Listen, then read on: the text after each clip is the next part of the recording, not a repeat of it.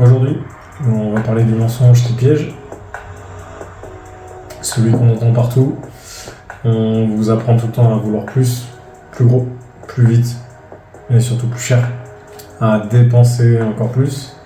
Mais en fait, on nous apprend jamais à garder, à maîtriser et à construire un socle solide pour devenir riche et surtout garder, réussir dans le temps à déployer plus de moyens, plus d'argent.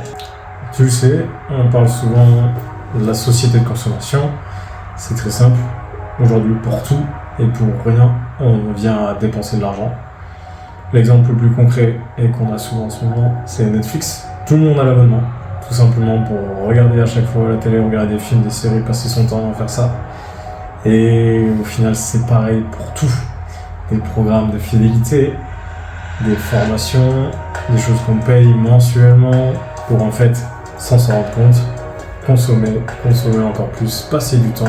Sur les réseaux par exemple, on scrolle. Et aujourd'hui, c'est que ça. Un exemple que j'aime bien donner aussi, en termes de salaire, pour comprendre comment les riches restent riches, c'est assez simple. Tu peux gagner par exemple 3 000 €, mais en dépenser 3 200 par mois. Le rapport est là. Tu gagnes pourtant bien plus que la moyenne. En France, il me semble qu'il faut avoir 4 000 €, je crois, pour être plus riche que tout le monde. Et à l'inverse, il suffit juste de gagner par exemple, on va dire 1 600 € et de dépenser entre 1 000 et 1 200 € par mois pour avoir plus de liberté, de pouvoir, non pas d'achat, mais de faire ce que tu veux quand tu veux. Et ça, c'est une grosse différence entre ceux qui sont riches et ceux qui restent, on va dire, pauvres toute leur vie. Deuxième point, je l'ai vécu. J'ai travaillé pour un milliardaire pendant X temps et j'ai vu beaucoup de différences avec ce qu'on appelle les nouveaux riches. Et il y a un point qui est hyper important, c'est le paraître versus la liberté, en fait. Il y a une grosse différence sur ces deux points. Il y en a beaucoup qui veulent paraître riches, mais ceux qui sont vraiment riches et libres, ils n'ont pas besoin de le montrer. Tu verras que les nouveaux riches, les millionnaires, ceux qui balancent l'argent par la fenêtre, on les voit très rapidement. On les reconnaît, les marques de vêtements, les voitures de luxe, etc. Les ultra riches sont les plus discrets, sont ceux qui ont le plus de liberté, le plus d'argent, et pourtant, ils n'ont pas besoin de le montrer. Bien au contraire. Souvent, plus on consomme, moins on est libre. Et c'est aujourd'hui ce que veut la société, donc c'est très simple. Au final, on a tout ce qui est carte de crédit, les voitures, crédit de voiture par exemple. En fait, plus on va avoir de charges fixes comme ça tous les mois, moins vous serez libre. Et forcément, on sera moins riche que ceux qu'on vise. Il y a quelque chose de très simple à comprendre, c'est les gens qui travaillent entre 35 et 40 heures par semaine pour au final acheter des choses, payer des trucs uniquement pour impressionner les autres. Ça on voit très souvent et au final c'est comme ça qu'on vit dans une prison.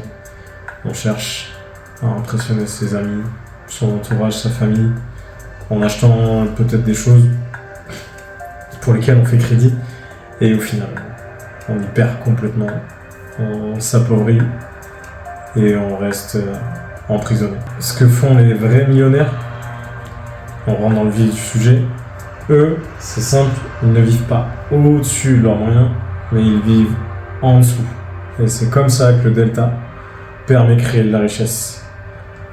Le meilleur pour ça, c'est Warren Buffett, meilleur investisseur de tous les temps jusqu'à aujourd'hui, qui lui l'a très bien fait. L'argent qu'il a eu, il n'en dépensait pas plus, au contraire, il l'investissait jusqu'à ce que, il me semble que c'est aux alentours de ses 80 ans qu'il s'est retrouvé à avoir une fortune à plus de 100 milliards, alors qu'auparavant elle était légèrement plus basse et que pendant toute sa vie il a mis de côté pour investir et au final atteindre une fortune que beaucoup rêveraient d'avoir ou n'auront jamais. Souvent, on associe la Rolex à la richesse. Ça arrive. Les montres de luxe sont un objectif social, on va dire. Alors que, au final, la richesse, c'est pas ça. C'est pouvoir se permettre de l'avoir. Se donner en fait cette marge de manœuvre qui te permet de dire oui ou non. J'ai besoin de l'acheter? Non. Je peux l'acheter? Oui.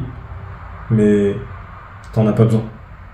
Et ça, ce choix-là, c'est ce qui est le plus important et qui te permet au final d'être riche et de devenir comme tous les millionnaires qu'on voit. Ça, c'est le plus important.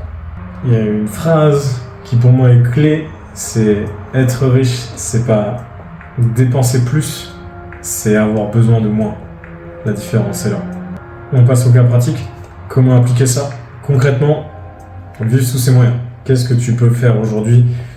Très simplement, faire un budget. Suis où va ton argent. Très simple, tu as ton compte en banque. Aujourd'hui, on a plein de banques, d'applications qui sont hyper simples, qui nous permettent de savoir exactement où notre argent part, dans quoi. Et ça, c'est ce qui va te permettre déjà de budgétiser, de ne pas dépenser tout ce que tu gagnes et surtout de te payer toi en premier. Savoir où tu veux que ton argent aille pour gérer tes envies, apprendre à faire la différence entre tes besoins et tes désirs. Ce que j'aime bien dire, c'est le plaisir instantané. Souvent de ça, et j'aime beaucoup cette idée-là. Souvent, ce qui est à l'instant T, le plaisir à l'instant T, c'est pas bon.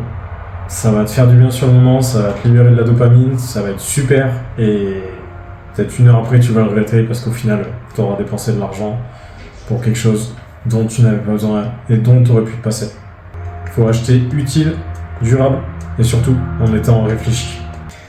2 exemples très concrets, c'est tu gagnes, je sais pas, 2000 € par mois, eh ben, vis comme si t'en gagnais 1500. Déjà, juste ça. Psychologiquement, fais ça.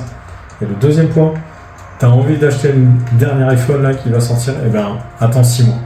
Attends 6 mois et demande-toi si vraiment ça va te servir à quelque chose et ça va te faire progresser dans ta vie et dans tes objectifs. C'est ça le plus important. Ne le fais pas tout de suite. Réfléchis d'abord et demande-toi si oui ou non ça va te servir. On a parlé de l'écart, c'est la clé. C'est-à-dire que ce que tu gagnes, ce que tu ne dépenses pas. Chaque euro que tu ne dépenses pas, tu peux le faire travailler pour toi. Et du coup, tu peux agrandir ta liberté. Et ça, c'est le plus important. Donc, la différence, ça va être ton levier pour épargner, investir, créer un business et surtout avoir une avance sur quasiment tout le monde, parce qu'au final, on vit dans une société où tout le monde dépense plus que ce qu'il gagne. La vraie question qu'on veut se demander, c'est est-ce qu'on veut briller ou respirer? Est-ce qu'on veut impressionner ou choisir? C'est pas ton revenu qui te rend riche, c'est ta manière de maîtriser ton revenu. Tu peux gagner moins, mais être plus à l'aise que quelqu'un d'autre qui va gagner plus que toi.